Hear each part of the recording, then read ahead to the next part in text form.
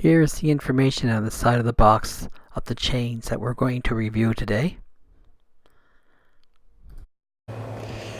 Well, we're here today. We're going to review the Trygg chains from Sweden, and we're going to look at the spacing between the inner fender and the tire, and how much they wore, and my overall feeling about them. So I think we should get started here.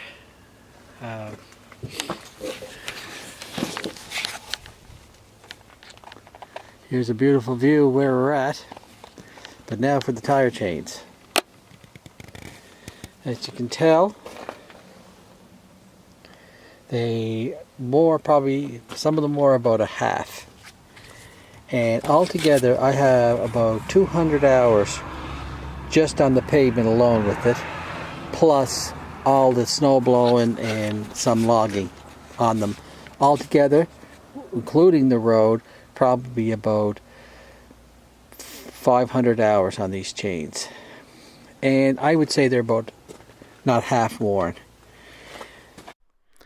Prior to this set of chains, I had different sets that only lasted about 400 hours and they were cooked.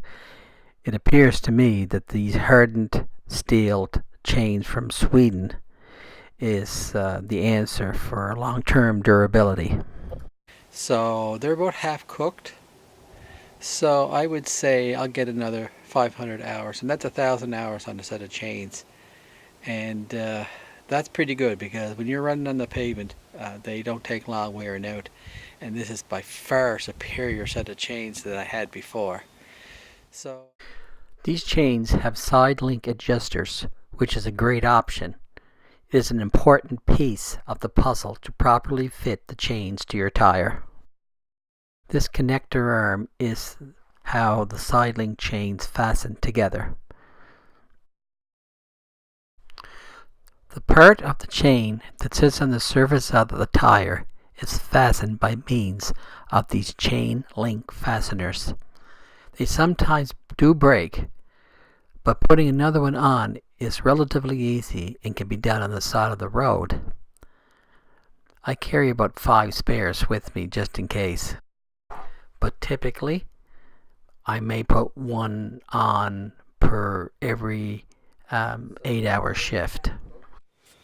As you can see here, there is space, and it's close. It is close.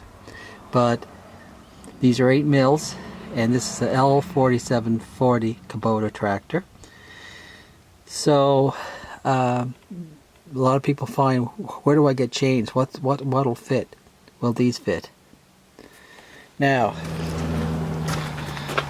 so I asked Nova International, am I going to need those springs to hold the chains on? He says no. He said they don't move. You put them on tight, and they weren't lying to me. I put them on, and I have yet to have any problems with them. Now, when you go to put them on, I think I might have did a video before on how to put them on, but when you put them on, I take some of the air out of the tire, put them on as tight as you can, go for a drive. When you go for a drive, they all kind of settle in, and when they settle in, you take them back home and you tighten them up again, and you might get another couple of links on the fastener on the side. Then you pump your tire back up, and that really sets them hard, and they don't move. Another thing about the chains that I really like is their. Let's take a look here. Is that you're always riding on chain, and when you're always riding on chain, don't fall inside the lugs. And they got these little ice picks on them, but I need them here because the driveways are steep, and they're never inside that lug, so you're always on chain.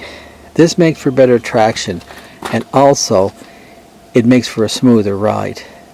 I can go up the road at 20 kilometers an hour, and it's smooth, although I try to keep it less than 20 kilometers an hour. because it's easier on the chain. I find you're not slapping the pavement as hard, so you get a better wear out of them. So in summary,